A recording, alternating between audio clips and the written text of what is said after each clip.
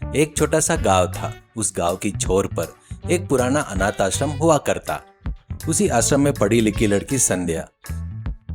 संध्या को बचपन से ही पढ़ाई से अपार प्रेम था। उसने हाल ही में फर्स्ट क्लास में अपनी डिग्री पास की थी।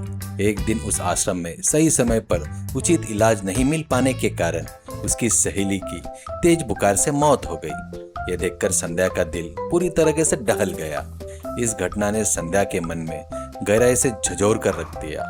उसने उसी दिन दृढ़ता से निश्चय किया, चाहे कितनी भी मेहनत क्यों न करनी पड़े, मैं पढ़कर जरूर डॉक्टर बनूंगी।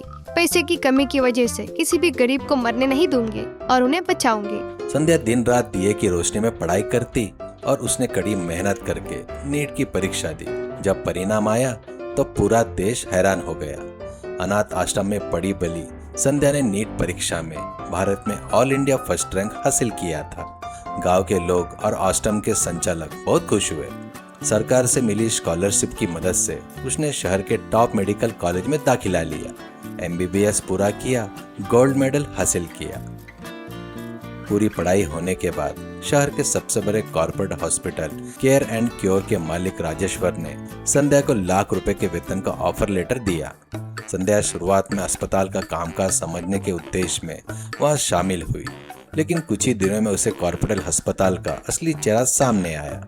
अस्पताल के अंदर हो रहे अन्याय और काले कारनामों को देखकर संध्या सहन नहीं कर सकी।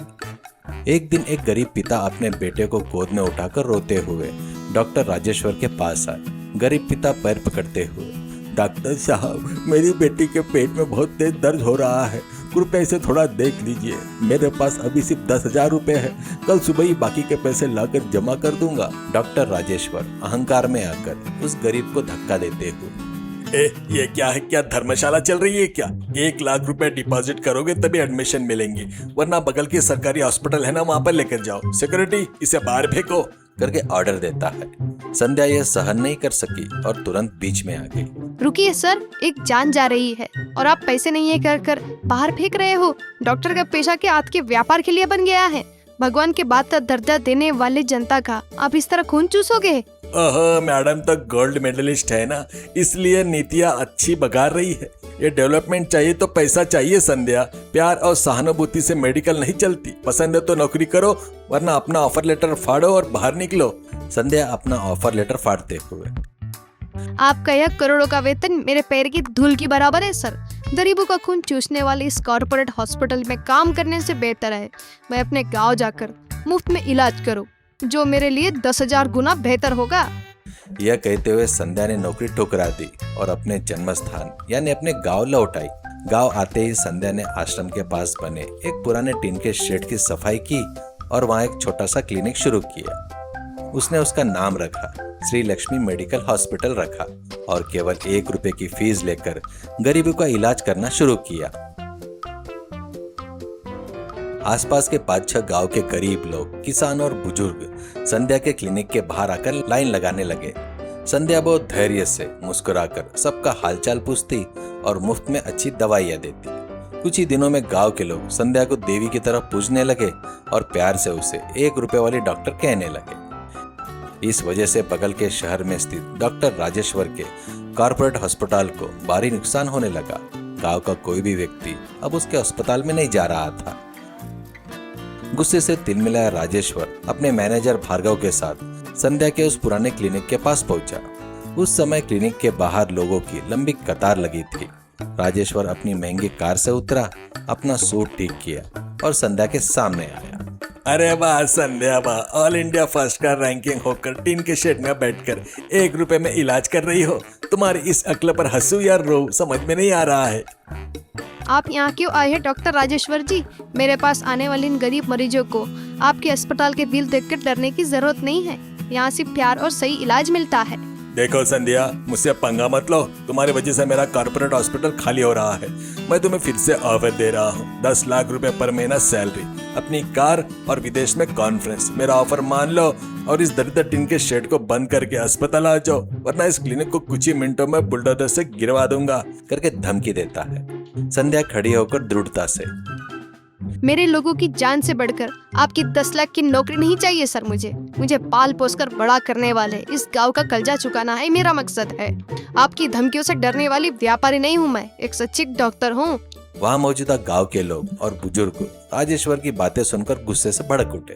एक बूढ़ी औरत लाठी से टोकते हुए आगे आई। एक ढोंगी डॉक्टर, अगर हमारी संध्या पिटिया की तरफ कदम भी बढ़ाया तो तेरी गाड़ी जला देंगी, याद रखना।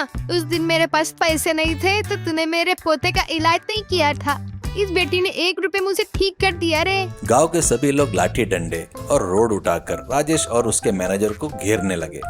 गांव के लोग चिल्लाते हुए, अरे भागो यहाँ से, हमारी डॉक्टर बिटिया को कुछ हुआ तो जिंदा वापस नहीं जाओगे। मामला बिगड़ता देखकर राजेश्वर डर गया। कल तुम्हें इस गांव से खदेड़ दूंगा देखना, और वहाँ से भाग निकला।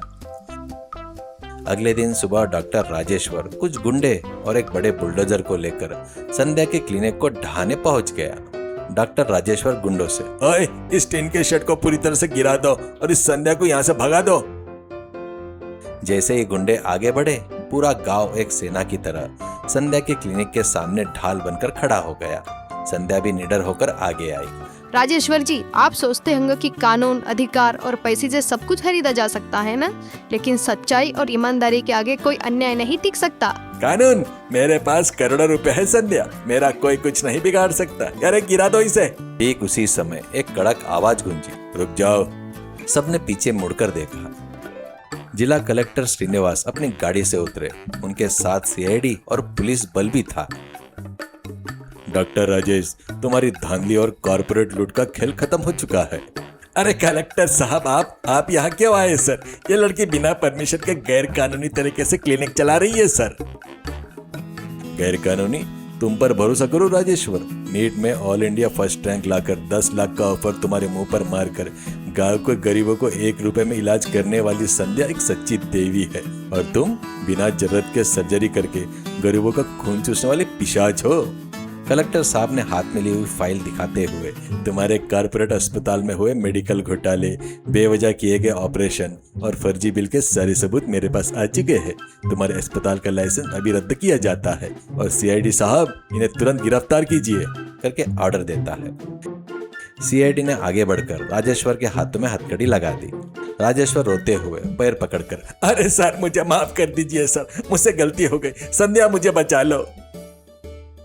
पैसों से जिंदगी नहीं खरीदी जा सकती, ये बात आप समझ जाइए राजेश्वर जी। पुलिस राजेश्वर और उसके गुंडों को जीप में बिठाकर ले गई। इसके बाद गांव में डॉक्टर संध्या के सम्मान में एक सभा का आयोजन किया गया। कलेक्टर श्रीनिवास ने माइक संभाला। गांववासियों, डॉक्टर संध्या जी की इस महान सेवा को देखकर सरकार को अत्यंत गर्व है, इसलिए सरकार की तरफ से इस गांव में 100 करोड़ रुपए की लागत से डॉक्टर संध्या फ्री मेडिकल हॉस्पिटल नाम का एक मल्टीनेशनल हॉस्पिटल बनाया जाएगा। उसकी प्रमुख डॉक्टर संध्या ही होगी। यहाँ किसी का 1 रुपया भी खर्चा नहीं होगा और तुम सबको मुफ्त में इलाज मिलेगा। ये सुनते ही गाँव वालों ने खुशी से तालियां बजाई और जय जयकार लगाए। संध्या की आंखों से खुशी के आंसू निकल पड़े। संध्या कलेक्टर और गांव वालों के सामने हाथ जोड़कर, ये जीत मेरी नहीं है, मुझे पढ़ाने लिखाने वाले मेरे गांव के लोगों की है। इलाज हर गरीब का अधिकार होता है, ये कोई व्यापार नहीं होना चाहिए।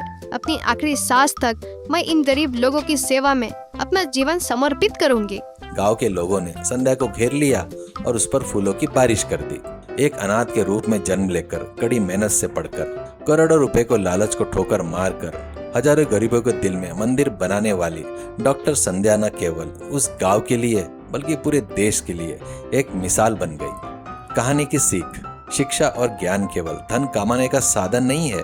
जब इनका उपयोग समाज के कल्याण और गरीब की सेवा के लिए होता है, तभी जीवन की सच्ची सार्थकता सिद्ध होती है।